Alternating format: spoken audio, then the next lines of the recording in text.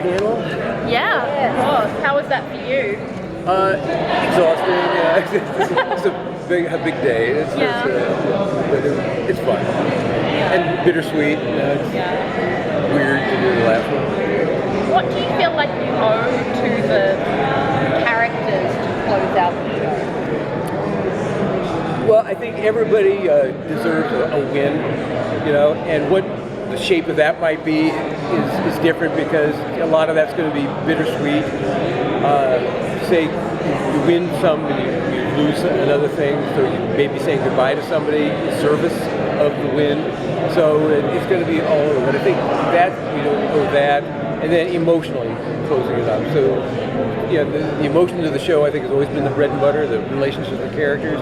So you want to know that everybody is sort of taken care of, one way or the other. You want to make sure that everybody is home in a way.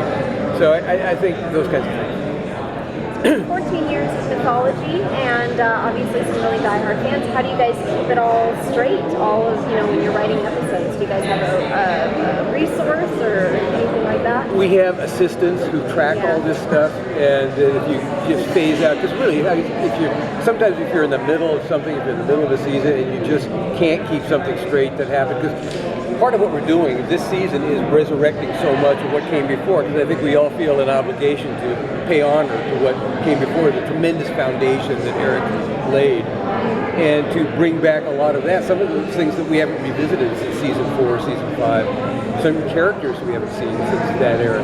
So we have a lot of people who do a lot of tracking and send us reports about who said what, when, where, and it's not always infallible, but generally speaking. With the resurrection, Mark Sheppard's been very vocal about saying he's not coming back. Is there a chance we can see him come back? Yeah, there's always a chance, and I think in this business, people ultimately never say never. Really, I mean, they may make a good posture of saying never, but I think I don't know. If it came down to it, and there's a really good reason to use Mark, I can't believe he would not get on board, because this is it. There ain't going to be no more. So with it being the last season of the shortened season, how many Monster of the Week episodes have you done?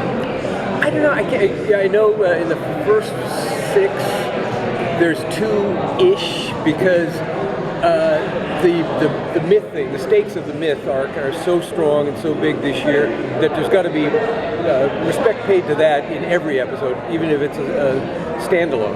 Yeah. So there'll be things that kind of feel more standalone-ish, but other threads have to be dealt with within the myth. But I don't have an actual number. I don't know. But I think the larger percentage is myth, but there'll be another standalone. With such a history, there's obviously a lot of temptation to bring back lots of different things, but are there already elements that you're like, that would be cool, but we want to focus on the things that really matter? So you have to pick and choose, otherwise it's going to start feeling like a clip show. It's wonderful to bring back people and situations and things, but that can get old if it's not moving the ball down the field, and so you only want to bring people back who have a emotional stake with the Winchesters, somebody who's worked really well, somebody you haven't seen for a long time but was kind of a fan favorite and you want to kind of work in. Yeah. And then the challenge is not just to have them come back and do the same old shtick, just to kind of do it as a token, but to have them do something fresh that they haven't done before and contribute something fresh to the story. Are there specific stories or characters that were like, okay, we're definitely not going to do this when you were talking about the season? Yeah. You really have to pick and choose, because you have to find characters that lend themselves to the current crisis.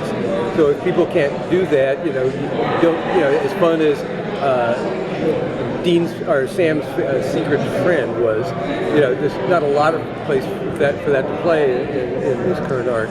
What you just mentioned about bringing people back or characters back if they really have a great reason. What was your favourite re-entry to the show, either that you wrote or someone else on the team wrote? Your favourite, the cleverest re-entry? Oh man, I hate these questions because you just go blank. Certainly the reintroduction of Chuck I thought was great, because it really felt right. Yeah. And I don't know. I'm so focused on what No, we're doing no, right now. that's- It's so that's hard to go fair back enough. to the encyclopedia. That's fair enough. We're getting a wrap. All right, thanks, guys.